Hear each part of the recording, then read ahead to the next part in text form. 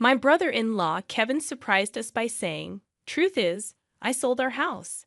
My husband and I were so shocked that we couldn't speak. But the most surprised person was my mother-in-law. She asked why we did that and why we hadn't come to pick her up.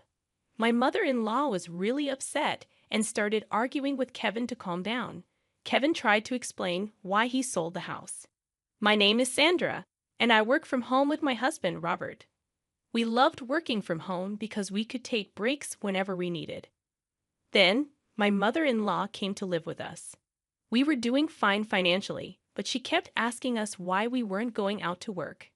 Every time she questioned us, I felt exhausted and frustrated. We tried to explain that we were working from home, but she didn't understand. She thought we were just fooling around and not thinking about our future.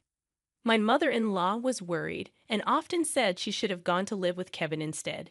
Kevin is Robert's brother, and he married a wealthy woman named Carol. But we knew Kevin wouldn't come to pick her up because he was too busy enjoying his rich wife's money. So, my mother-in-law kept waiting for Kevin to come and take her to his big house, hoping it would eventually become her house. But we knew it was unlikely to happen because Robert had already made it clear that she could live with him. However, Kevin refused to let his mother live with him. So we ended up living together. Even though we were called unemployed for doing remote work, we accepted it because that's just how my mother-in-law is. But then, out of nowhere, we got a call from Kevin. "I'll be coming over this weekend," he said, and then hung up before we could respond. Robert and I were confused about what to do. My mother-in-law overheard and got excited, thinking Kevin was coming to pick her up. "He's coming to pick me up. Please help me pack," she said, dragging Robert to her room. But Robert tried to explain that Kevin probably didn't mean that, but she didn't believe him. "He didn't say anything about picking you up, did he?" Robert asked. "He didn't say it, but he must be coming for me," she insisted. We couldn't understand why she was so sure.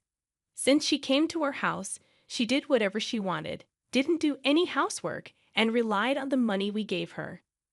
We didn't want to force her to stay, so we packed her bags and waited for Kevin to come. When Kevin and his wife arrived over the weekend, they seemed suspiciously nice. My mother-in-law greeted them happily, complaining about us not treating her well. "You guys don't mistreat Mom," Kevin said, defending her. "We're not mistreating her. We give her money and let her eat whatever she likes," Robert explained. "Sandra is handling the house chores," Robert said, looking uneasy, but Kevin seemed suspicious. Robert has always been a bit clueless, probably treating Mom badly without even realizing it. "And it seems Sandra isn't the considerate type," Kevin said, agreeing with my mother-in-law. Hearing this conversation, Robert and I couldn't help but frown. Despite this, we decided to entertain our guests and led them to the living room. We all sat around the table, with Robert and me on one side and the couple on the other. "What are you sitting around for? Serve the tea," my mother-in-law demanded. "I thought you were going to make the tea, mother-in-law," I replied. "Making an old woman work. You see, Kevin, Sandra is this kind of person," she said, even fake crying. I was too stunned by her behavior to argue back.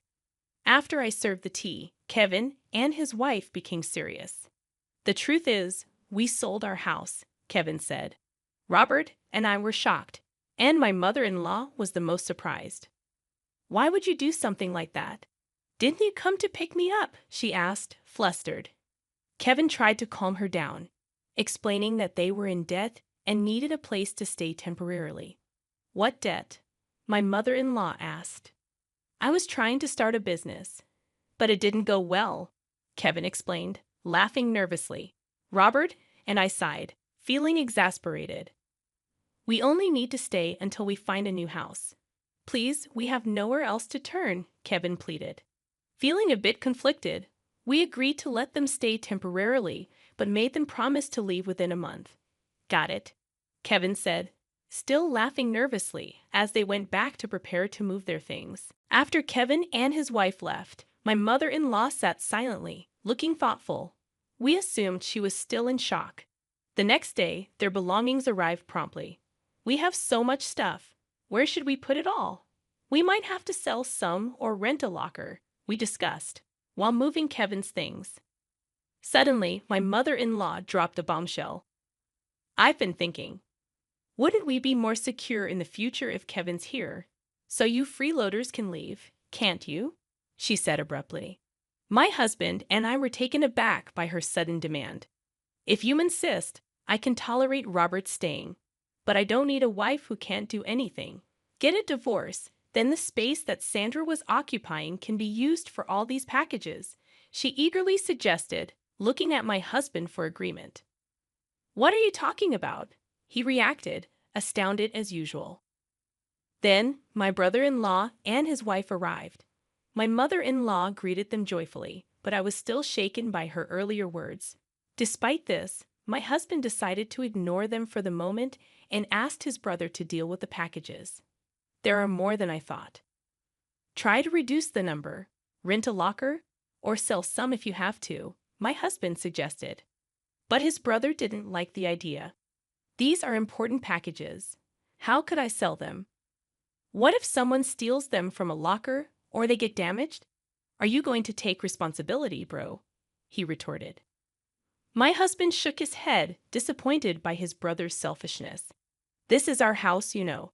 It's only natural that you should endure some inconvenience. If you don't like it, find a place to live quickly and leave, my husband asserted. At that moment, my mother-in-law interrupted, shouting, What are you talking about? Didn't I just say if you two are not happy with Kevin and the rest, you can leave? You're basically freeloaders. You're not needed in this house. Kevin is trying to start a business, and all you two do is loaf around the house doing so-called remote work.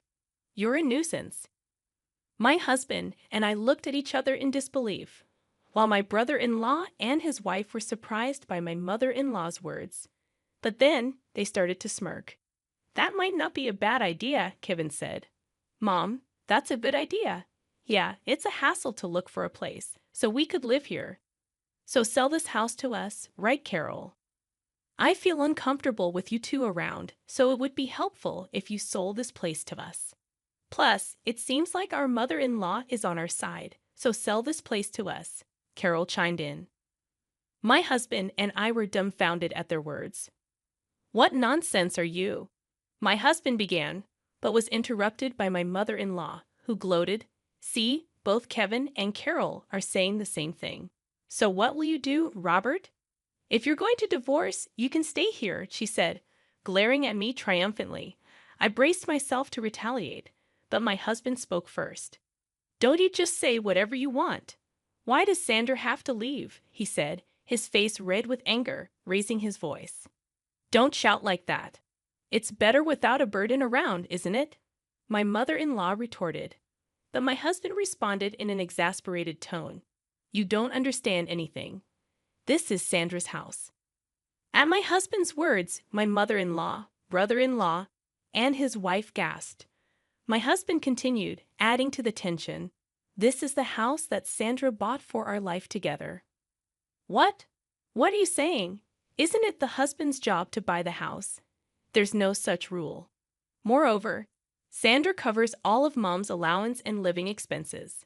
Sandra said she'd take on that burden because your pension is minimal, and it would be difficult for you to have financial freedom with just that, Robert explained, glaring at his mother-in-law with an intense expression. Despite this, my mother-in-law seemed to disbelieve, looking at me and snickering in disbelief. Unbelievable. Sandra just plays on the computer all day. She doesn't even do housework seriously. Wasn't my allowance coming out of my pension? Otherwise, there's no way Sandra could afford to give me $500 a month, she said. Moreover, my mother-in-law continued, Sandra is the one managing my pension, isn't she? You might have told Robert otherwise, but I'm sure you're dipping into my pension, she accused, puffing up her chest and glaring at me. I glared back, not to be outdone. It's true I've succeeded as a business owner. You're lying? Divorce this lying wife already. You should live here with me and Kevin and Carol. Besides, there's no proof that Sandra's earning money. Here it is, she said, as I pulled out my paycheck and showed it to her. The sight of it left my mother-in-law, Kevin, and his wife slack-jawed. We've not used any of Mom's pensions since she moved in here. If Mom ever wanted to leave, Sandra has been managing it so she could live independently. But instead, Mom, you've been bossing Sandra around, interfering with her work. You're the problem. If you don't like Sandra, you should leave right now, Robert asserted. I don't believe any of this, my mother-in-law insisted.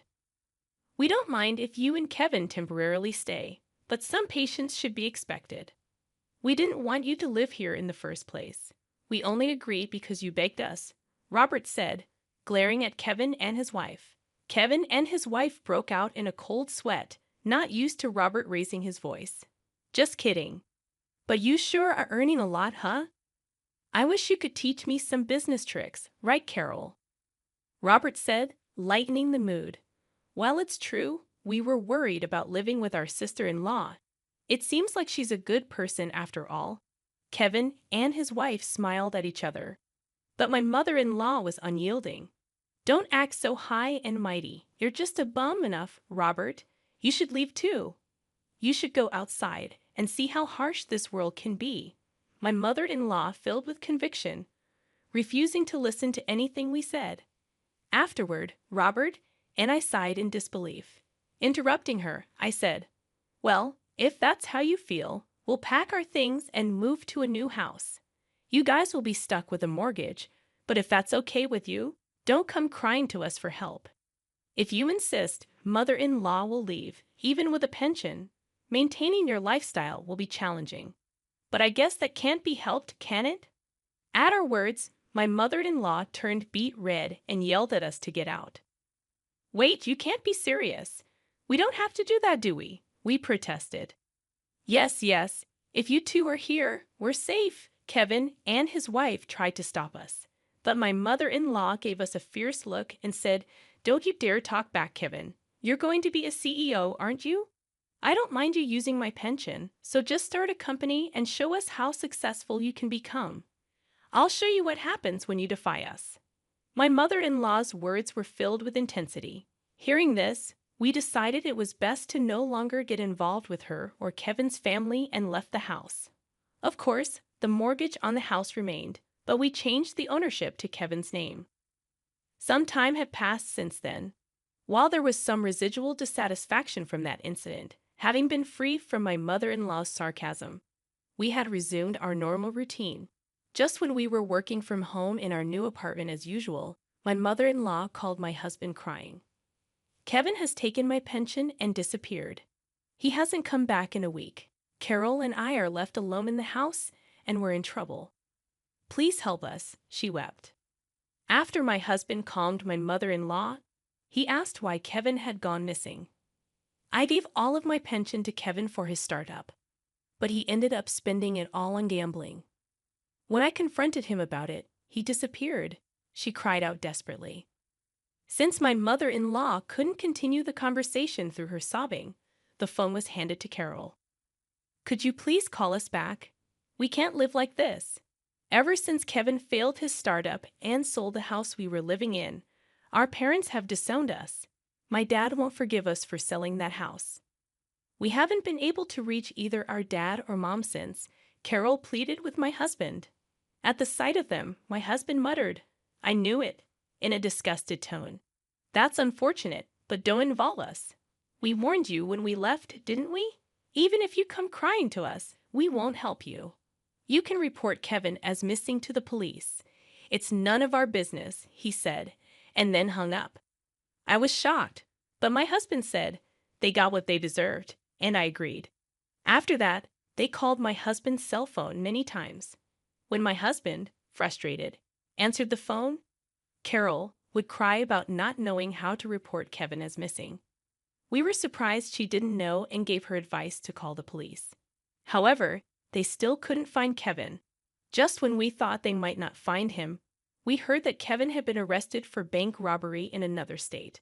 Apparently, he did it to repay his debt. It seems it wasn't his first offense, and he would likely face actual jail time.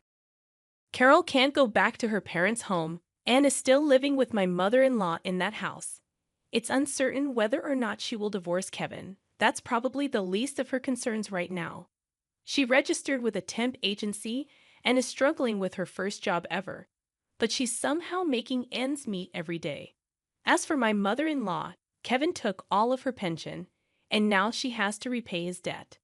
She has also started working part-time to repay the debt.